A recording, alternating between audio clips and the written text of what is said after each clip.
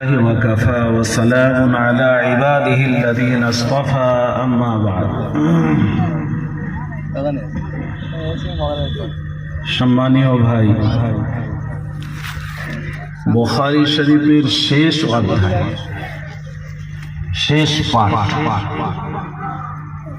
আজ আমরা সকলেই এই কিতাবের ছাত্র হয়ে যাব ইনশাআল্লাহ।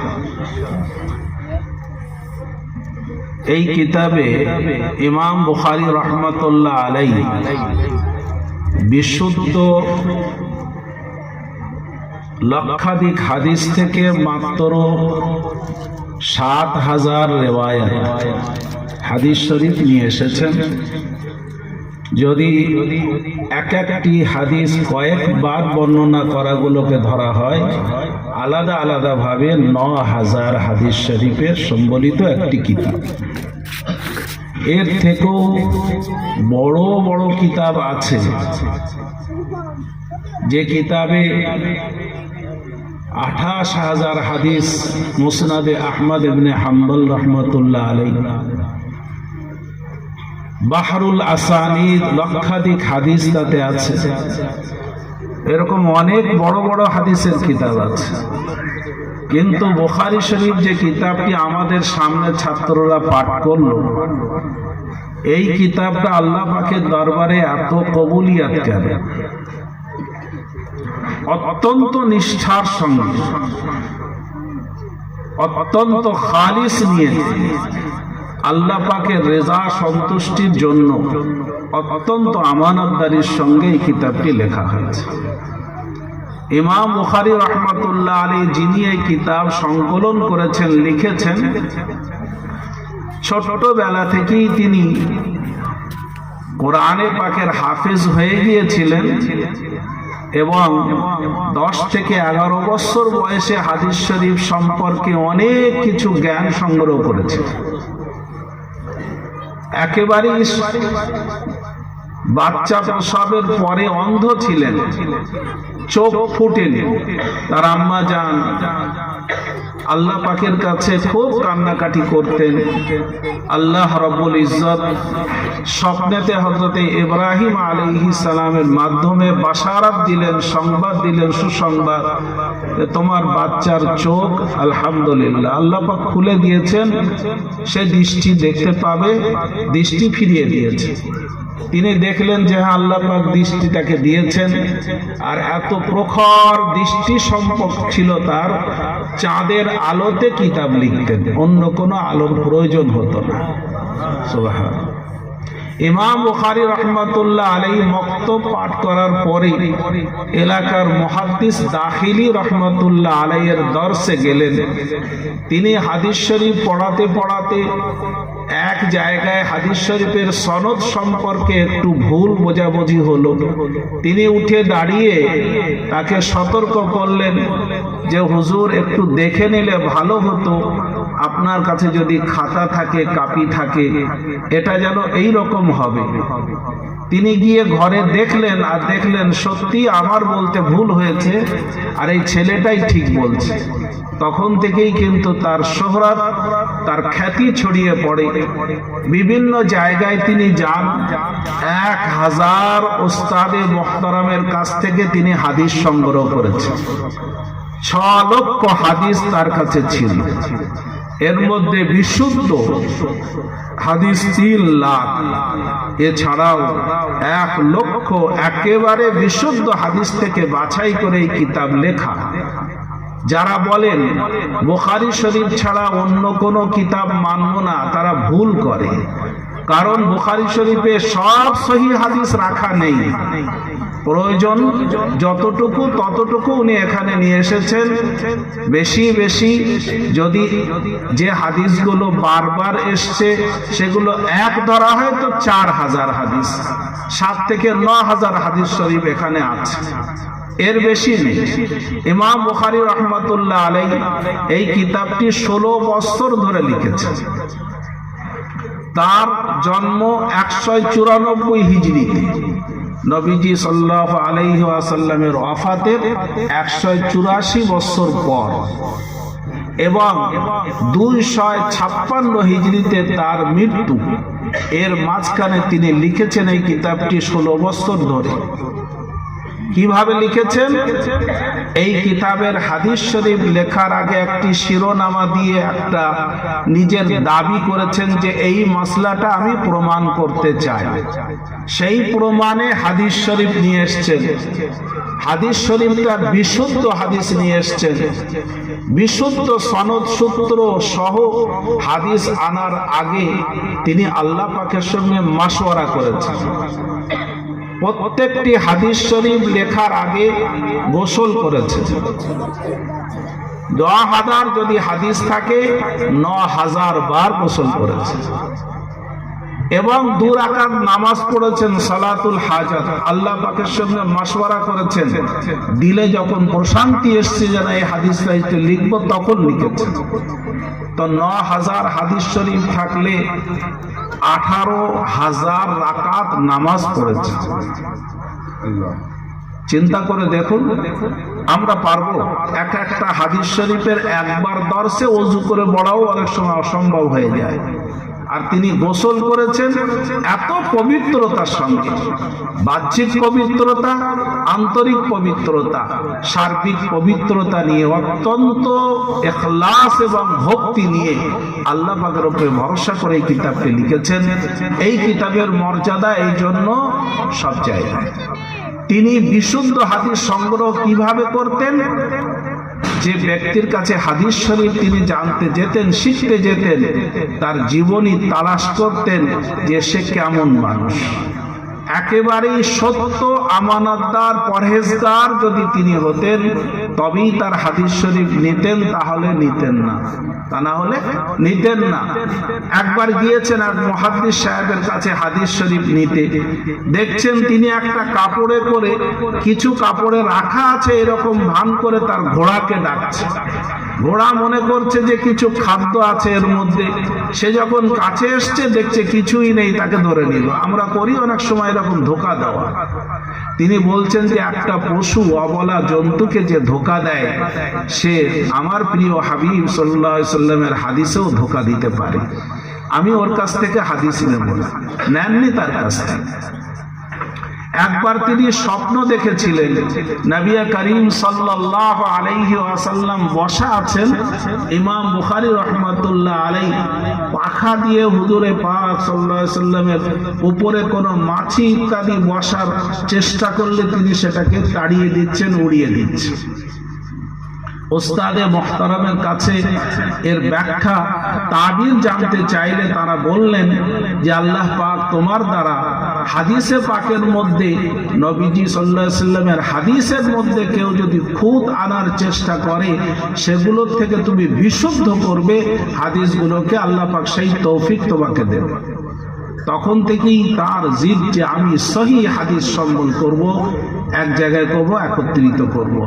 1000 ওস্তাদে মুহতারামের কাছে গিয়ে তিনি হাদিস সংগ্রহ করেছেন। মক্কা শরীফে গিয়েছেন, মিশরে গিয়েছেন, মদিনা পাকে গিয়েছেন, বাগদাদে গিয়েছেন, হর জায়গায় গিয়েছেন, সফর করেছেন সেই সময় যেখানে যেখানে প্রয়োজন ছিল। ইমাম বুখারী রাহমাতুল্লাহ আলাইহিকে জিজ্ঞাসা করা হলো যে আপনি কুফাতে কতবার গিয়েছেন? তিনি বলেন কুফায় কতবার গিয়েছি আমি ইলম অর্জন করতে আমার জানা নেই।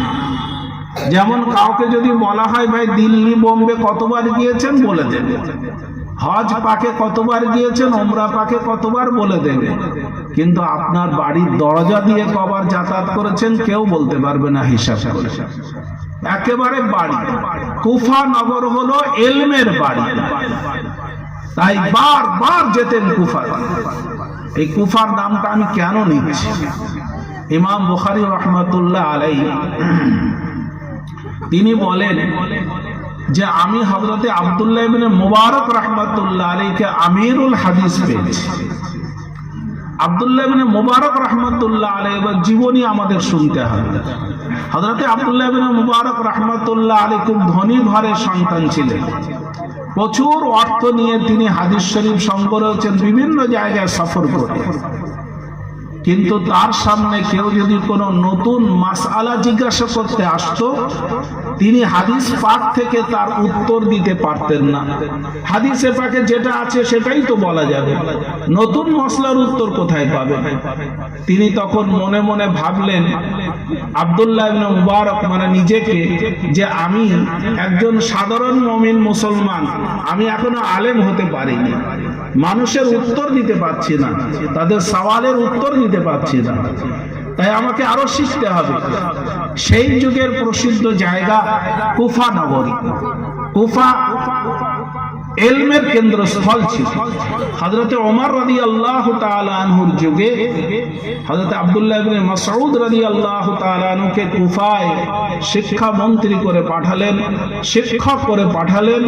তিনি সেখানে 800 ছাত্র তৈরি করেছেন, বাঘা বাঘা ছাত্র, 800 ছাত্র। কার? আব্দুল্লাহ ইবনে মাসউদ রাদিয়াল্লাহু তাআলা। আর আব্দুল্লাহ ইবনে মাসউদ রাদিয়াল্লাহু তাআলা এমন এক সাহাবী রাদিয়াল্লাহু তাআলা আনহু, যে মক্কি জিন্দেগি, মাদানী জিন্দেগি গোটা সময়টা নবীজি সাল্লাল্লাহু আলাইহি ওয়াসাল্লামের সাথে কাটিয়েছেন। কিভাবে কাটিয়েছেন? সাহিবুল বিসাদাতি, সাহিবুন নালাইনি ও সাহিবুস সিওয়াক। নবীজি সাল্লাল্লাহু আলাইহি ওয়াসাল্লামের মিসওয়াক আদবের সঙ্গে রাখা, হুজুরের হাতে তুলে দেওয়া, হুজুরের বিস্তারা তাকিয়া নিয়ে যাওয়া, রেখা দেওয়া, প্রয়োজন মতন দেওয়া, নবীজি সাল্লাল্লাহু আলাইহি ওয়াসাল্লামের পাপোশ জুতো মোবারক হেফাজত করে রাখা, প্রয়োজন মতন দেওয়া, হুজুর সাল্লাল্লাহু আলাইহি ওয়াসাল্লাম ওযু করলে পানি দেওয়া, এই সমস্ত কাজের দায়িত্ব তার ছিল। কিন্তু এলেম শিখে নবীজি সাল্লাল্লাহু আলাইহি ওয়াসাল্লাম তাকে অনুমতি দিয়েছিলেন যে আব্দুল্লাহ, তুমি যখনই প্রয়োজন পড়বে আমার বাড়িতে তুমি আসতে পারো, আওয়াজ দিয়ে আসবে, যখনই দরকার হবে। আম অনুমতি ছিল। আব্দুল্লাহ ইবনে মাসউদ রাদিয়াল্লাহু তাআলা আনহু গোটা বিষয়টা তার সামনে, ইলমে ওয়াহী, কোন আয়াতটা রহিত হয়ে গেছে, তারপরে আবার নতুন হুকুম এসেছে, কখন কি পরিবেশ পরিস্থিতি, সব তার সামনে। হুজুরের পুরো জিন্দেগি তিনি পেয়েছেন। তাই হযরত ওমর রাদিয়াল্লাহু তাআলা আনহু তাকে কোরআন এবং হাদিস মন্থন করে মানুষকে ইলম শিখিয়ে আলেম বানানোর দায়িত্ব দিয়েছিলেন। তিনি অন্য কাজে তাকে দেননি। আব্দুল্লাহ ইবনে মাসউদ রাদিয়াল্লাহু তাআলা 800 ছাত্র, ইমাম হযরত আবু হুরায়রা রাদিয়াল্লাহু তাআলা সেই কুফাতে 300 ছাত্র তৈরি করেছিলেন। সেইখানে ইমামে আবু হানিফা রাহমাতুল্লাহ আলাইহির জন্ম। ইমাম আবু হানিফা রাহমাতুল্লাহ আলাইহির জন্ম 80 হিজরি, নবীজি সাল্লাল্লাহু আলাইহি ওয়াসাল্লামের ওয়াফাতের 70 বছর পর। আর সাহাবায়ে কেরাম পুরো জিন্দেগি তারা দুনিয়াতে ছিলেন 110 হিজরি পর্যন্ত। 80 থেকে 110, 30 বছর ইমাম আবু হানিফা রাহমাতুল্লাহ আলাইহির বয়স। তখনও পর্যন্ত তিনি সাহাবায়ে কেরামদের সঙ্গ লাভ করেছেন 30 বছর বয়স পর্যন্ত। সেই যুগে তো অল্পদিন 10-12 বছরেই সে মুহাদ্দিস আর হাফেজে হাদিস হয়ে যেতেন। তারপরেও তাদের সঙ্গ লাভ করেছেন নবীজি সাল্লাল্লাহু আলাইহি ওয়াসাল্লাম এবং হযরত ইমাম আবু হানিফা রাহমাতুল্লাহ আলাইহির মাঝখানে একজন সাহাবী কিংবা বেশি বেশি দুজন, এর বেশি আর তৃতীয় কোনো মাধ্যম নেই। এত সংক্ষেপ মাধ্যমে তিনি হাদিস শরীফ পেয়েছেন। আল্লামা শারানি রাহমাতুল্লাহ আলাইহি বলেন, আমি ইমাম আবু হানিফা রাহমাতুল্লাহ আলাইহির সন্দুকে ভরা হাদিস শরীফগুলো দেখেছি। পৃষ্ঠা উল্টিয়ে তার শেষে দেখেছি যে আসাতেজায়ে কেরাম, উস্তাদের মাধ্যমে তিনি পেয়েছেন, তাদের দস্তখত রয়েছে এবং তাতে লেখা আছে বিশুদ্ধ হাদিস সবগুলোই। ইমামে আবু হানিফা রাহমাতুল্লাহ আলাইহি সম্পর্কে হাদিস পাকে এসেছে, নবী করিম সাল্লাল্লাহু আলাইহি ওয়াসাল্লাম বলেন যে আমার উম্মতের এক সন্তান ফারিস এবং ইরানের হবে, কোরআন এবং হাদিসের দুর্গম জায়গা থেকে ইলম হাসিল করে নিয়ে এসে মানুষকে শোনাবে। সেতারা, একটা তারার কথা বলেছেন, সেই তারাতেও যদি থাকে, তার মানে দুর্গম, মানুষের নাগালের বাইরে, সেই সমস্ত জায়গা থেকে ইলম অর্জন করে মানুষকে তিনি দেবেন। তিনি হচ্ছেন ইমামে আবু হানিফা। ইমামে আবু হানিফা রাহমাতুল্লাহ আলাইহির দরসে যাওয়ার জন্য সংকল্প নিলেন ইমাম আব্দুল্লাহ ইবনে মুবারক রাহমাতুল্লাহ আলাইহি। তিনি কুফাতে গিয়ে জিজ্ঞাসা করলেন যে এখানে সবথেকে বিজ্ঞ আলিম কে? বললেন নুমান ইবনে সাবিত। বললেন সবথেকে পরহেজগার আলিম কে? নুমান ইবনে সাবিত। সবথেকে ইলমের সঙ্গে যে সম্পর্ক রেখে চলেছে কে? নুমান ইবনে সাবিত। হর সওয়ালের জবাব একটাই, নুমান ইবনে সাবিত। তিনি বললেন তাহলে আমাকে ওখানেই ইলম শিখতে হবে। আব্দুল্লাহ ইবনে মুবারক রাহমাতুল্লাহ আলাইহি ইমাম আবু হানিফা রাহমাতুল্লাহ আলাইহির দরসে বসলেন। বসার পরে ইলম শিখলেন। কি ইলম শিখলেন? একটা হাদিস শরীফ থেকে আরো কিয়াস করে ভিন্ন ভিন্ন মাসাইল কিভাবে বার করা যায়, এই সুন্দর পন্থা থিওরি গুলো শিখলেন সেখানে। এবার তিনি বলছেন যদি আমি এই কুফাতে না আসতাম, এই দরসে না বসতাম, তাহলে আমি একজন সাধারণ মুমিন হিসাবে বিবেচিত হতাম। এত হাদিস আমার কাছে থাকার পরেও আমি আলেম বলতে পারতাম না। এখন আমি আলেম বলতে পারি যে আমি ইলম শিখেছি। হযরত ইমামে আবু হানিফা রাহমাতুল্লাহ আলাইহি সম্পর্কে ইমামে আবু ইউসুফ রাহমাতুল্লাহ আলাইহির জীবনীতে আছে। ইমামে আবু ইউসুফ রাহমাতুল্লাহ আলাইহির আব্বাজান ইন্তেকাল হয়ে গেল। তিনি বাড়িতে বললেন কাফন দাফনের ব্যবস্থা তোমরা করো। আমি আব্বাজানের কাফন দাফনের শরীক হলে ইমামে আবু হানিফা রাহমাতুল্লাহ আলাইহি সবক ছেড়ে যাবে, আমি এটা বরদাস্ত করতে পারবো না। তোমরা কাফন দাফনের ব্যবস্থা করো, আমি চলি। তিনি আসলেন, একটা সবক ছাড়েন। 29 বছর তার সঙ্গ লাভ করেছেন, সবক শুনেছেন। রশিদ, হারুন রশিদ, বাদশাহ হারুন রশিদের জমানায় তিনি ছিলেন চিফ জাস্টিস ইমাম আবু ইউসুফ রাহমাতুল্লাহ আলাইহি। সব থেকে উচ্চ পদস্থ বাদশার পরে, ইলমের দিক দিয়ে বাদশার আগে। তাকে কেউ জিজ্ঞাসা করছে হযরত ইমাম আবু ইউসুফ রাহমাতুল্লাহ আলাইহি যে আপনাকে আল্লাহ পাক এত সম্মান দিয়েছেন, এত মর্যাদা দিয়েছেন, এর পরেও কি কিছু চাহিদা আছে দুনিয়ায় আপনার? বলে হ্যাঁ, একটা চাহিদা এখনো পূরণ করা হয়নি, এবং সেটা পেলে আমি খুবই ভালো, আমি আরো সন্তুষ্ট হব।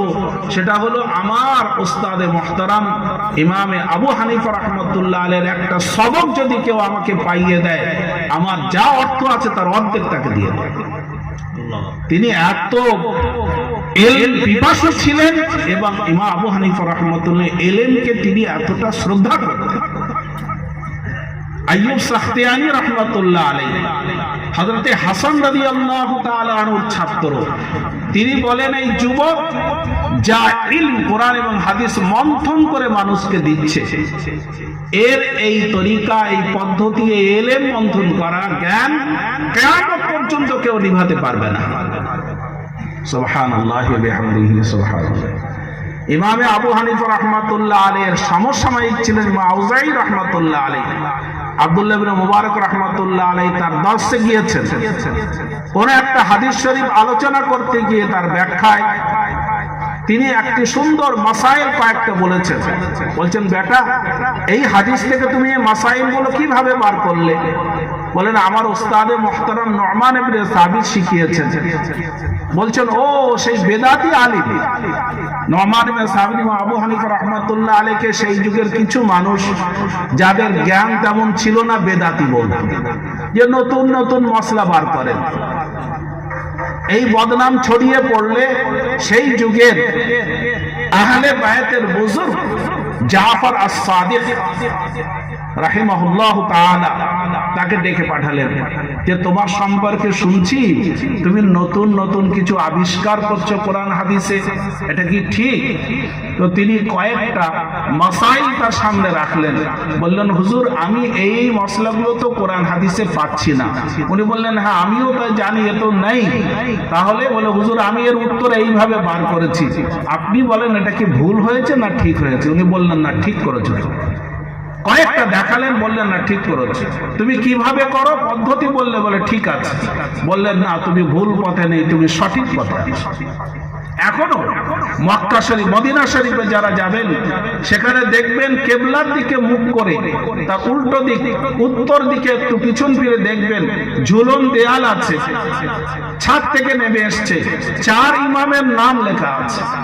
সর্বপ্রথম নাম নুমান ইবনে সাবিত এবং আবু হানিফা রাহমাতুল্লাহ আলাইহির নাম আছে। আরব দেশের বেশিরভাগ উলামায়ে কিরাম হাম্বলি মাযহাবের, এরপরেও আবু হানিফা রাহমাতুল্লাহ আলাইহিকে তারা এত শ্রদ্ধা করেন, প্রথম নাম লিখে রেখেছে। 4 ইমামের সব থেকে বয়োজ্যেষ্ঠ হচ্ছেন ইমাম আবু হানিফা রাহমাতুল্লাহ আলাইহি। 80 হিজরিতে জন্ম। হযরত ইমাম মালিক রাহমাতুল্লাহ আলাইহি তিনি মদিনাতেই থাকতেন, আর তার জন্ম হলো 85 হিজরি, 15 বছরের ছোট তিনি। ইমাম মালিক রহমতুল্লাহ আলাইহির ছাত্র ইমাম শাফি আলাইহির রাহমা, ইমাম শাফি রহমতুল্লাহ আলাইহির ছাত্র ইমাম আহমদ ইবনে হাম্বল রহমতুল্লাহ আলাইহি।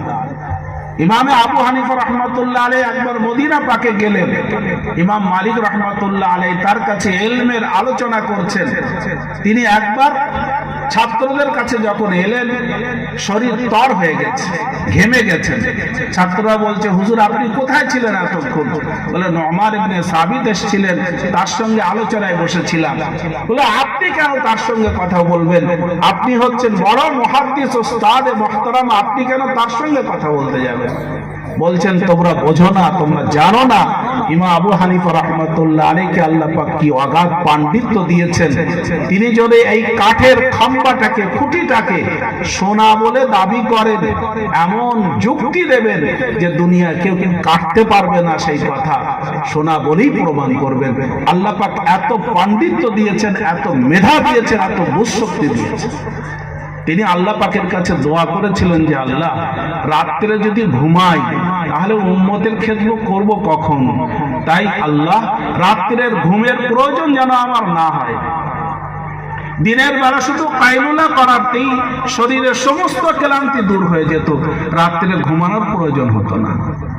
সারা রাত এই উম্মতের জন্য ফিকহ শাস্ত্র তৈরি করে দিয়েছেন। এই ফিকহ শাস্ত্রের কথা কোরআনে পাকেও আছে। আল্লাহ পাক বলেন, ফালাউলা নাফারা মিন কুল্লি ফিরকাতিন ইয়াতাফাক্কাহু ফিদ-দীন ওয়াল ইউনদিরু কওমাহুম ইযা রাজাউ। কেন হয় না তোমাদের মধ্যে একটি দল, তোমাদের মধ্যে একটি গোষ্ঠী, একটি দল, একটি জামাত, যে তারা যে এলেম শিখবে এবং ফিরে এসে মানুষকে ডরাবে, জান্নাত জাহান্নাম সম্পর্কে বলবে, হেদায়েতের কথা বলবে। তাহলে বোঝা গেল বাড়িতে বসে এলেম শেখা হয় না, কোথাও যেতে হয়, ফিরে এসে তবে শিখাতে হয়। এই দল থাকার প্রয়োজন। আল্লাহ পাক বলছেন ওখানে শব্দ এসে ইয়াতাফাক্কাহু ফিদ-দীন, দিনটাকে শুধু পড়া নয়, শুধু রিডিং পড়া নয়, তার ফিকহ দরকার। ফিকহ, এই ফিকহ শাস্ত্রটাও কিন্তু শরীয়তে আমাদের সাবিত প্রমাণ হয়েছে। আল্লাহ রাসূল সাল্লাল্লাহু আলাইহি ওয়াসাল্লাম বলেন, মান ইউরিদিল্লাহু বিহি খায়রান ইউফাক্কিহুহু ফিদ-দীন।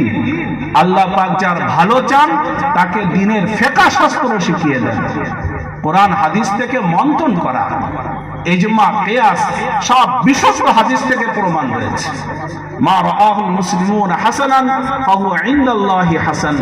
আল্লাহ রাসূল সাল্লাল্লাহু আলাইহি ওয়াসাল্লাম বলেন যে মাসলা সম্পর্কে কোরআন হাদিসে কোনো উল্লেখ নেই, কিন্তু এক জামানার সমস্ত আলিমরা একাট্টা হয়ে একমত হয়ে সহমত পোষণ করে একটা মাসলার উত্তর দিয়েছেন। এটা হলো ইজমা। এটা আল্লাহ পাকের কাছে পছন্দ এবং গৃহীত। হাদিস শরীফের প্রমাণ। কিয়াস, বুখারী শরীফের পাতায় পাতায় কিয়াস। এটা কিয়াসের কিতাব। যারা বলেন হাদিস শরীফের কিতাব, আমি বলি এটা কিয়াসের কিতাব। ইমাম বুখারী রাহমাতুল্লাহ আলাইহি একটা মাসআলার দাবি করেছেন, তার সঠিক হয়তো হাদিস শরীফে নেই, কিন্তু হাদিস শরীফে কিয়াস করে সেটা বার হয়েছেন। সেগুলো উনি দেখিয়েছেন যে কিভাবে কিয়াস করতে হয়। কোরআনে পাকে আল্লাহ পাক বলেছেন, ফাতামিরু ইয়া উলিল আবসার, যাদের বিবেক বুদ্ধি দিয়েছি তারা একটু কিয়াস করো, অনুমান করো। অন্যান্য আম্বিয়া কেরামদের জীবনী তুলে ধরেছেন আল্লাহ পাক। কেন? সেই জীবনী সামনে রেখে আমাদের জীবন গড়ার জন্য। এটাকে কিয়াস বলে। অনেকে বলে কিয়াস মানি না, ইজমা মানি না। তারা কি মানে? তারা ভূতকে মানে নাকি? কোরআন হাদিস বুঝবে কিভাবে? তার বোঝার মধ্যেই তো রয়েছে কিয়াস এবং ফিকহ, এগুলো বুঝতে হবে। আব্দুল্লাহ বিন বাস একজন অন্ধ মুফতি, বুজুর্গ মানুষ ছিলেন আরবে, এখনো তার নাম আছে, সকলেই তাকে শ্রদ্ধা করে। বড় মুফতি সাহেব মুফতি মাহমুদুল হাসান সাহেব রহমাতুল্লাহ আলাইহি তার সঙ্গে যখন আলোচনায় সেখানে বসেছিলেন, তো তিনি বলছেন কিয়াস মানি না, হাদিসে যা আছে তাই করবো, আক্ষরিক অর্থ বুঝবো। তখন তিনি বললেন যে কোরআনে পাকে আল্লাহ পাক বলেন, মান কানা আমা ফি দুনিয়া ফাহুয়া ফিল আখিরাতি আমা ওয়া আদাল্লু সাবিলা। দুনিয়াতে যে অন্ধ সে আখিরাতে আরো বেশি অন্ধ। এর মানে যদি আপনি আক্ষরিক অর্থ করেন, আপনি তো অন্ধ মুফতি, তাহলে আপনি কি এর থেকে বেশি অন্ধ হবেন না আখিরাতে? না, বলে এই মতলব না, এর মানে নয়। तो की माने बोले व्याख्या करते हैं, बोले वही फेंका बोला, उसी को फेंका फेंका और क्या चीज है। आप इसमें तौजी करेंगे, आप ये व्याख्या करबेन, व्याख्या करे একটা মতলব বলবেন যে অন্ধ মানে হলো দিলের অন্ধত্ব, এটাই তো হলো ফেকা। এই যে বুঝ, এই বুঝটাকেই ফেকা বলা হয়, একে কিয়াস বলা হয়, ইজমা বলা হয়। এই ফেকা শাস্ত্রটা তো প্রমাণ রয়েছে। যাই হোক, ইমামে আবু হানিফা রাহমাতুল্লাহ আলাইহির নাম নিতেই হচ্ছে।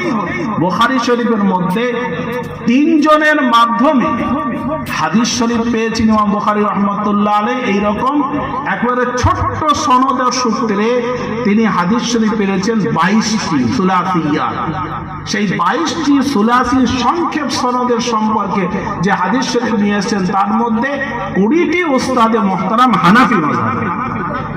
এমন কোন হাদিস শরীফ কেউ বলতে পারবে না সনদ সহ যেই সনদের মধ্যে কোনো মাযহাবী আলেম নেই। প্রত্যেক হাদিসের মধ্যে কোনো না কোনো মাযহাবের আলেম থাকবে। তারা যারা বলে মাযহাব মানি না, তারা কিভাবে হাদিস শরীফ নবীজি পর্যন্ত পৌঁছাবে? পৌঁছাতে পারবেন না, পারবেন না, এটা ভুল হয়ে যাবে। যাই হোক, ইমাম বুখারী রাহমাতুল্লাহ আলাইহি এখানে যে অধ্যায়টা এখানে নিয়ে এসেছেন, সেই অধ্যায় সম্পর্কে আজকে আলোচনা করতে গিয়ে যেটা বলা, যে কথাটা বলেছি সেগুলো তো একটু অন্য সাইড। ইমাম বুখারী রাহমাতুল্লাহ আলাইহি নিয়ে, ইমাম বুখারী রাহমাতুল্লাহ আলাইহি একবার নৌকায় যাচ্ছিলেন, তার কাছে ছিল স্বর্ণ মুদ্রা। একজন ছোট্ট বাচ্চা অল্প বয়সের, সে তার খেদমত করতে করতে দেখে নেয় যে স্বর্ণ মুদ্রা কিছু আছে।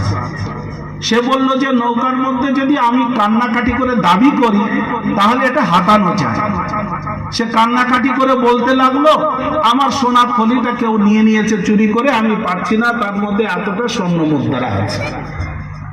ইমাম বুখারী রাহমাতুল্লাহ আলাইহি দেখলেন ছেলেটা আমাকে ফাঁসানোর চেষ্টা করছে, চোর বানাতে চাচ্ছে। তিনি চুপি চুপি স্বর্ণ মুদ্রাগুলো নদীতে ফেলে দিলেন।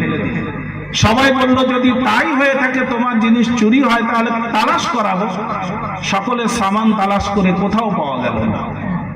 ও তখন বলছে, তাকেই সবাই তিরস্কার করছে, তুমি এখনই বললে আমার টাকা এখানে চুরি গেছে, কেউ তো কারোর কাছেই নেই। তখন সেই ইমাম বুখারী রাহমাতুল্লাহ আলাইহির কাছে এসে বলছেন, হুজুর সেই টাকাগুলো কোথায়? আপনার থলেতে ছিল।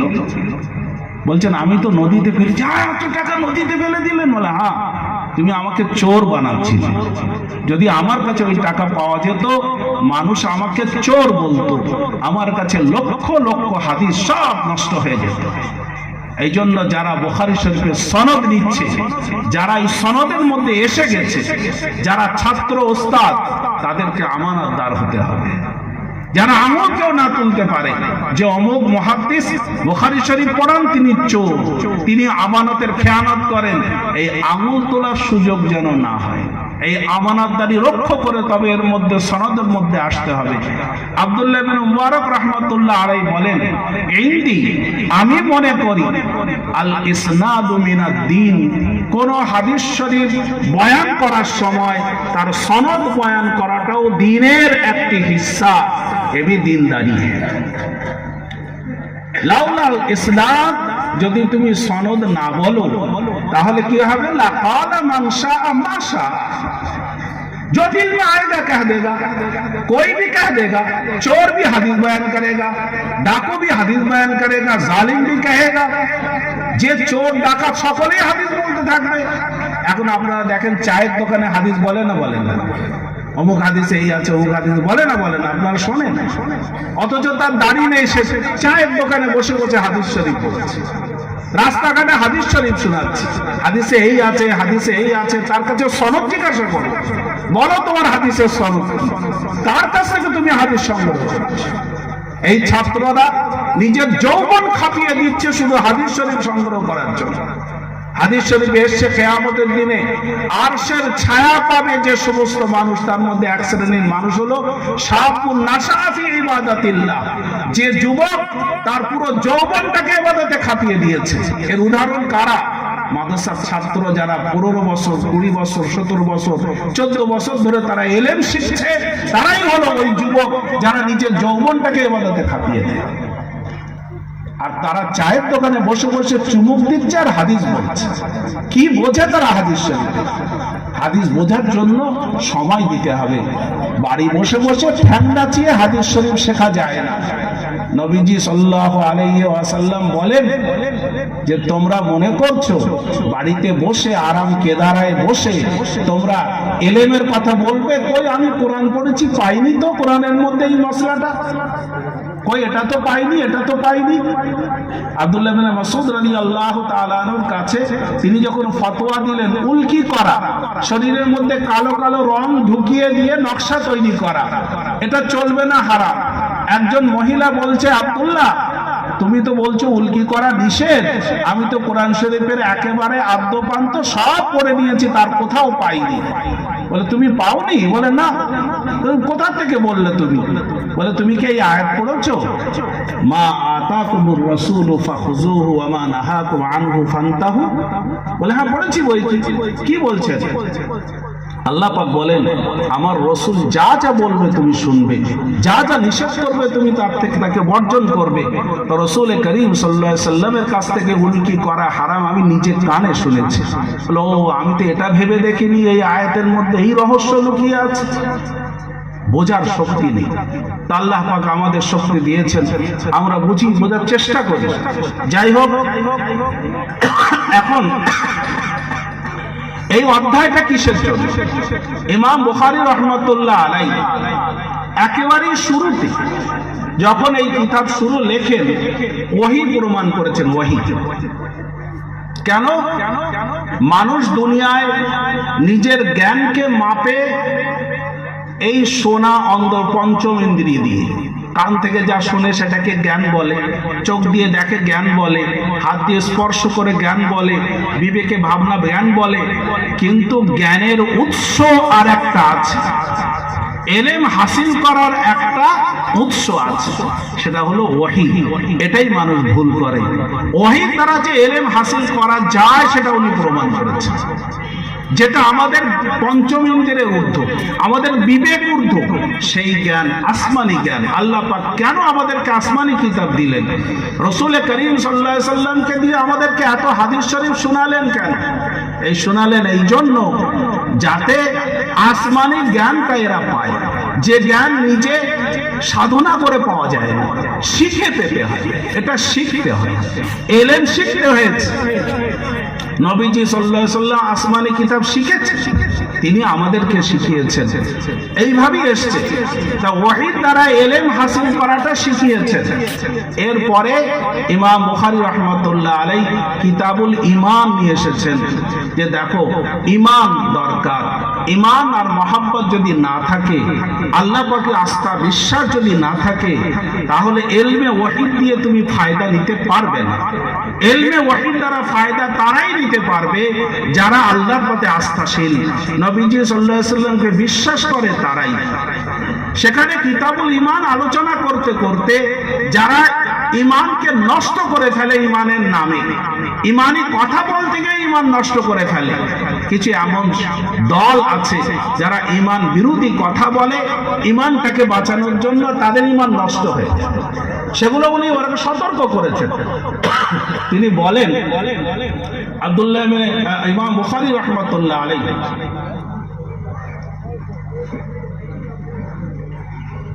সেই যুগে নবীজি সাল্লাল্লাহু আলাইহি ওয়াসাল্লামের একটি হাদিস শরীফ মনে রাখতে হবে।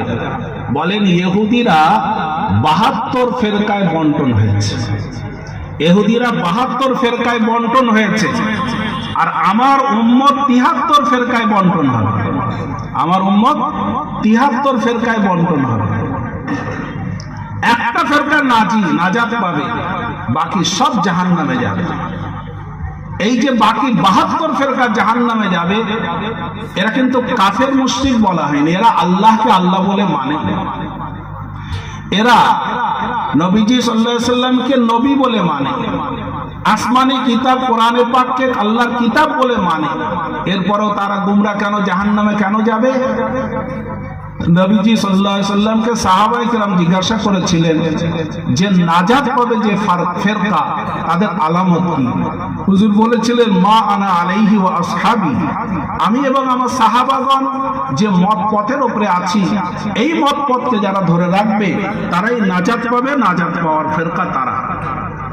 এখন যারা 72 দল জাহান্নামে যাবে, তারা ওই মা আনা আলাইহি ওয়া আসহাবি থেকে ছিন্ন হয়ে গেছে।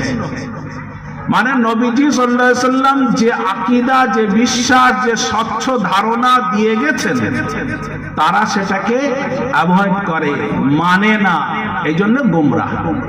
যেমন আল্লাহ পাক বলেছেন আমাদের রাসূল সাল্লাল্লাহু আলাইহি সাল্লাম শেষ রাসূল এবং শেষ নবী। নবীজি সাল্লাল্লাহু আলাইহি সাল্লাম নিজেও বলছেন আমি শেষ রাসূল, আমার পরে আর কোনো নবী রাসূল আসবে না। কিন্তু এই উম্মতের একটা দল, তারা কিন্তু বলে এখনো নবুয়তের সিলসিলা চলবে। গোলাম আহমদ কাদিয়ানীকে রাসূল নবী বলে মেনে তাদের ঈমান ধ্বংস করেছে, ঈমান ধ্বংস করেছে। তাহলে হুজুরের বুঝ তারা নিল না, সাহাবায়ে কেরামদের বুঝ তারা নিল না। কোরআনে পাকের অপব্যাখ্যা, হাদিসে পাকের অপব্যাখ্যা, যেটা হুজুর করেননি সেইটা করে তারা গোমরাহ হয়েছে। ওই রকম ইমাম বুখারী রাহমাতুল্লাহ আলাইহির সময় খারিজি সম্প্রদায় ছিল, তারা বলতো যে একটা পাপ করলে সে কাফের হয়ে গেছে। এটা একটা ভ্রান্ত মতবাদ। পাপ করলে কাফির হয় না, পাপী হয়, কাফির হয়। কেউ এক ওয়াক্তের নামাজ না পড়লে বেনামাজি, ফাসিক, গুনাহগার, পাপী, কিন্তু কাফির নয়। কাফির হলো যে নামাজকে অস্বীকার করে, সে অস্বীকার করে না, নামাজকে শ্রদ্ধা করে, নিজেকে দোষী বলে মেনে বলে আমি নামাজ পড়তে পারিনি, আমি দোষী, কিন্তু সে কাফির হয় না। আর ওরা বলে খারিজি সম্প্রদায় যে পাপ করলে কাফির হয়ে যায়। তাহলে এরা হুজুরের দলে নেই। কোরআনে পাকে আল্লাহ পাক বলেছেন মুমিনরা যদি ফাসাদ করে তাদের মধ্যে আপোষ করে দেন। ফাসাদ করা কবিরা গুনাহ, এরপরও তাদেরকে মুমিন বলে আখ্যায়িত করেছেন আল্লাহ পাক। বোঝা গেল পাপ করলে ঈমান নষ্ট হয় না, কাফির হয় না। মুতাজিলা একটা ফেরকা ছিল, তারা বলে যে কেউ যদি গুনাহ করে, পাপ করে, কাফির বলবো না, তবে সে ঈমানদার নয়, তার ঈমান নেই। ইমাম বুখারী রাহমাতুল্লাহ আলাইহির সামনে আরেকটা দল ছিল মুরজিয়া।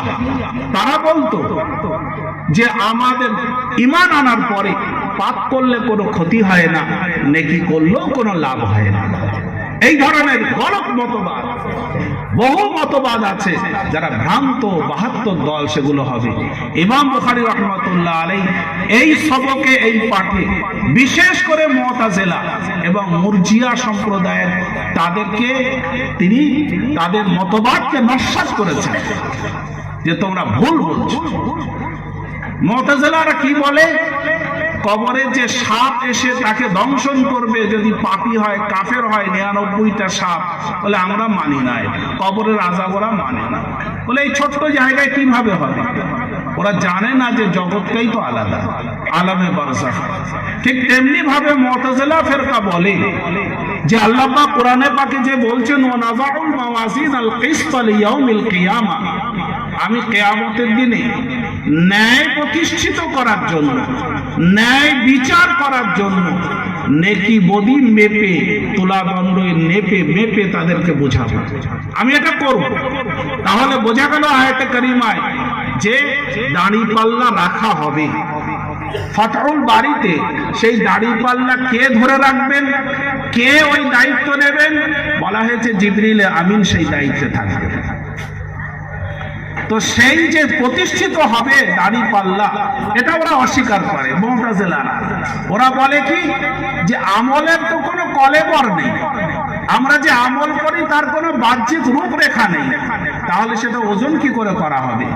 ওজন করতে গেলে তো বস্তু হতে হবে, কলেবর হতে হবে, তার কোনো আকৃতি হতে হবে।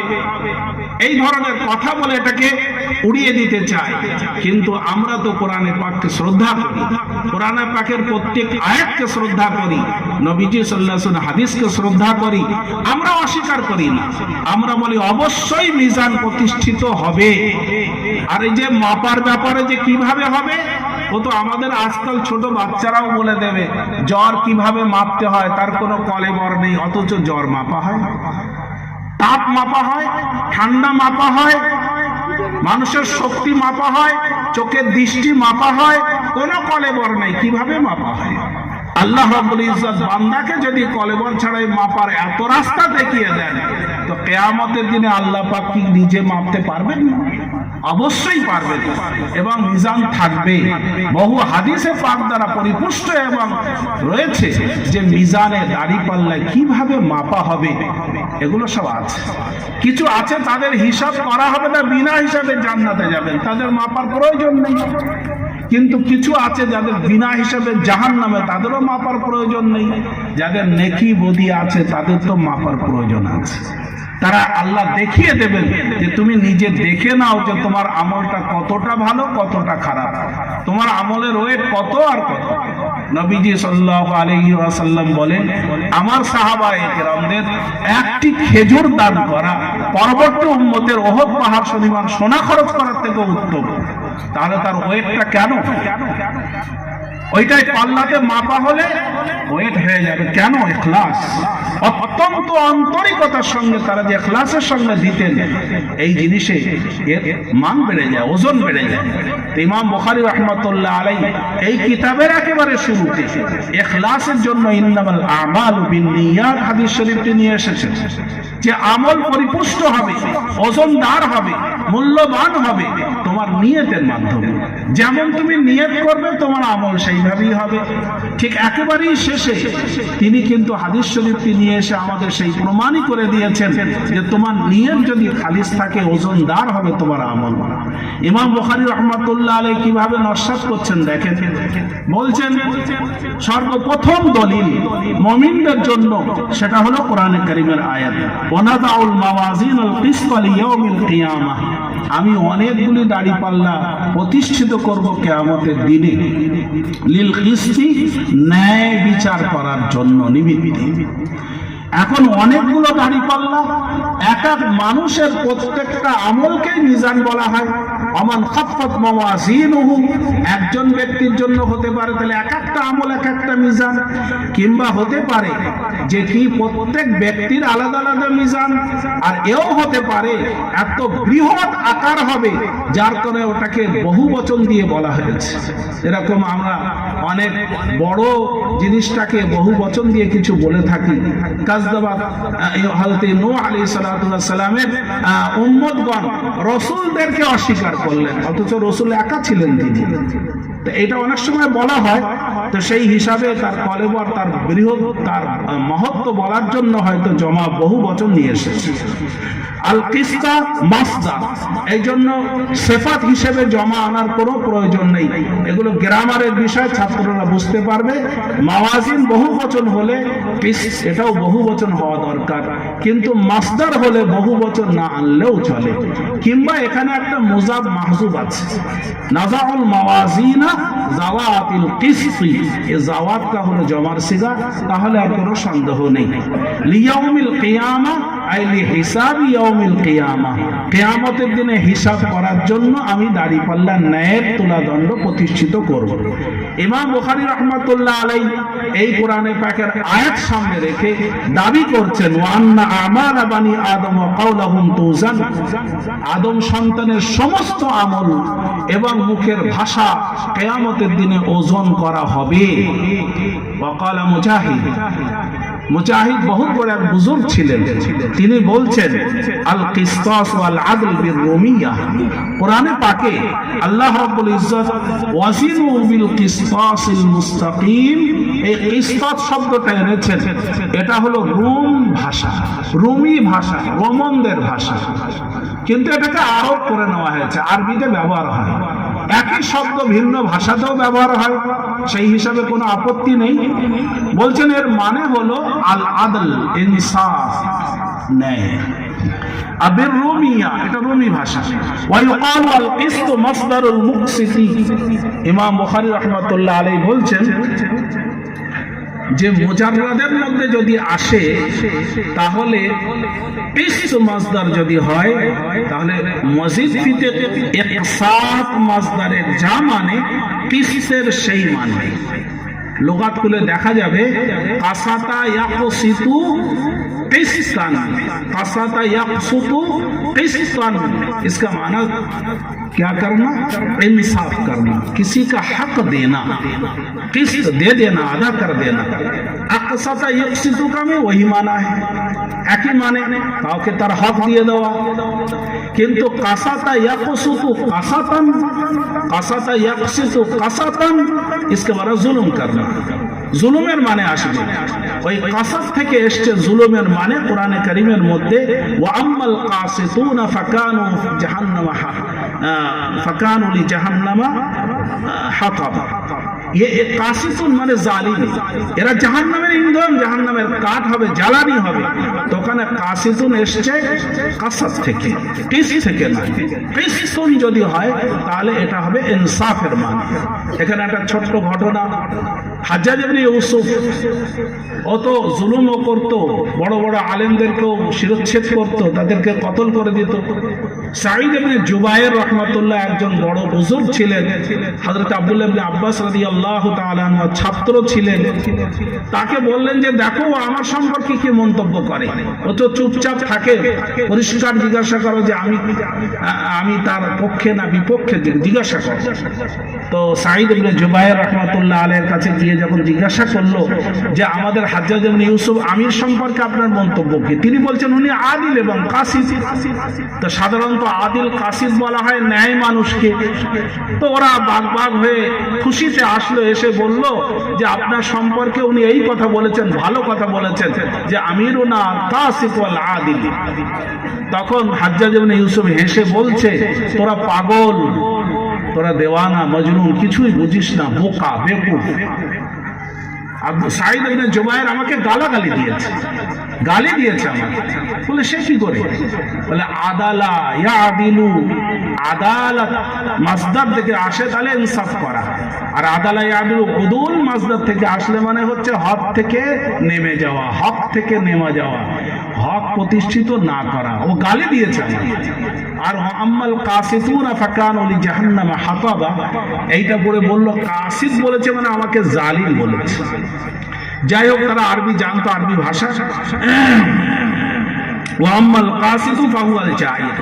ইমাম বুখারী রাহমাতুল্লাহ আলাইহি হাদিসে পাক, কোরআনে পাক থেকে আয়াত পেশ করে মুতাজিলাতের ওই মতবাদ যারা মিজানকে মানে না, তাদের নস্যাৎ করেছেন, মতবাদকে বিশুদ্ধ হাদিস দিয়ে নস্যাৎ করেছেন। হাদিস শরীফে ইমাম বুখারী রাহমাতুল্লাহ আলাইহি বলেন যে আমার উস্তাদে মুহতারাম, আমার শায়খ আহমদ ইবনে আশকাব বা ইশকাব, তিনি আমাকে হাদিস শরীফ শুনিয়েছেন।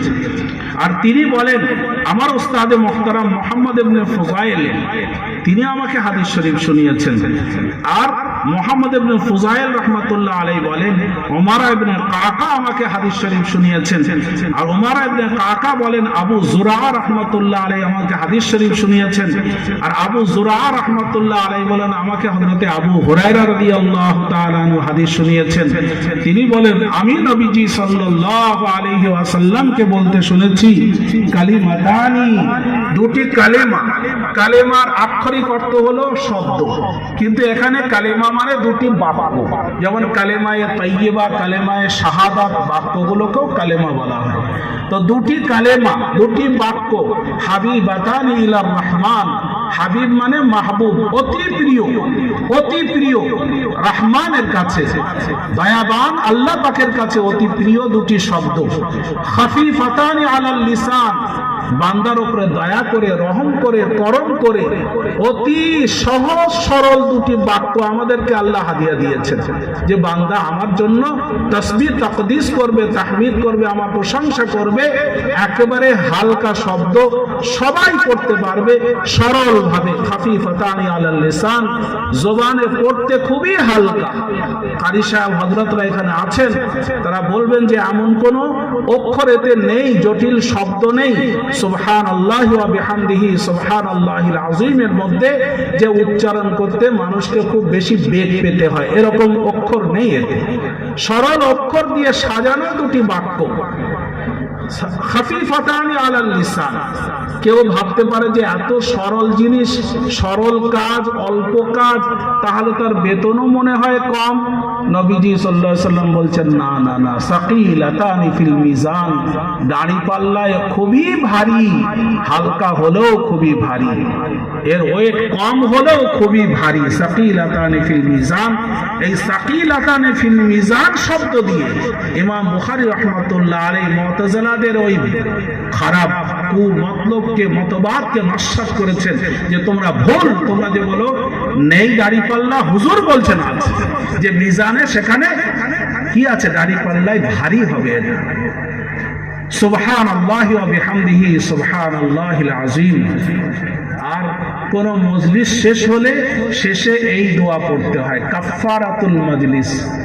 তাসবিহ দিয়ে, তাহমিদ দিয়ে যদি মজলিস শেষ করা হয়, সেই মজলিসের ভালোগুলোকে আল্লাহ পাক মোহর লাগিয়ে রাখেন, নষ্ট হয় না। আর ওই মজলিসের কোনো কিছু ভুল ত্রুটি হয়ে গেলে আল্লাহ রাব্বুল ইজ্জত ক্ষমা করে দেন, মাফ করে দেন। তাই ইমাম বুখারী রাহমাতুল্লাহ আলাইহি বলছেন, আমার কিতাব শুরু হয়েছিল ইখলাসের হাদিস দিয়ে, আর সেই মজলিস আমি শেষ করছি আল্লাহ পাকের তাকদীস এবং তাহমিদ দিয়ে, সুবহানাল্লাহি ওয়া বিহামদিহি সুবহানাল্লাহিল আযীম দিয়ে এই কিতাবে শেষ করলেন। এই হলো বুখারী শরীফের পাঠ। ঠিক এইভাবেই ছাত্রদেরকে হাদিস শরীফগুলো পড়ানো হয়। শুধু